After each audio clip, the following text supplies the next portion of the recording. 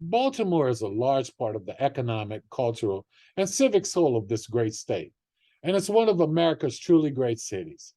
But let's be candid, Baltimore is hurting right now. It needs leaders who are willing to do more than just talk about its problems. It needs leaders who know what's at stake and who will do whatever it takes for as long as it takes to bring about real change. Baltimore is now being devastated by murder and violent crime, a city in which people are afraid to leave their homes. Get out of their cars and enjoy an evening out is a city that cannot survive. And whether the Annapolis politicians care to admit it or not, we cannot solve this crisis without addressing the chronic joblessness, homelessness, and poverty that exists throughout the city.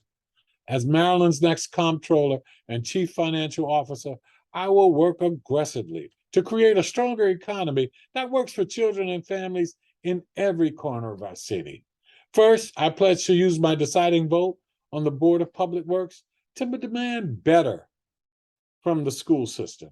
It's unacceptable, it's immoral to see children in the United States attending schools with mold and without working AC, heat, windows, or even clean running tap water.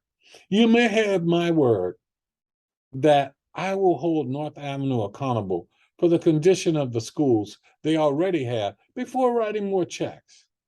I will be a fierce advocate for the redevelopment not only of State Center, but other neighborhoods across the city, as well as places like Upton, Brooklyn, Park Heights, Maldwin, Harford Road, and so many others.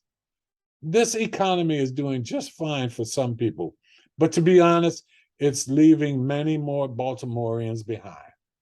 As your next comptroller, I will use my deciding vote on the Board of Public Works to support the construction of the Red Line and an MTA bus network that actually provides people with a dependable and comfortable ride to wherever they need to go. We cannot have a vibrant economy without the ability to connect kids with schools, people with jobs, and tourists with destinations. Finally, I promise to use my procurement expertise to ensure that all Maryland businesses have a fair chance to earn state contracts. No longer will minorities businesses be left out. Maryland's minority business enterprise laws can't be ignored, dismissed, and circumvented. They will be strictly enforced from day one. By providing equal access to equity, we can and will create both the generational wealth and a core of civic entrepreneurs that are essential to vibrant cities. This isn't just rhetoric. I have a proven record of real results, both in the private sector and in the government, and I cannot wait to put my values and experience to work as your next comptroller. Maryland, let's roll. Now,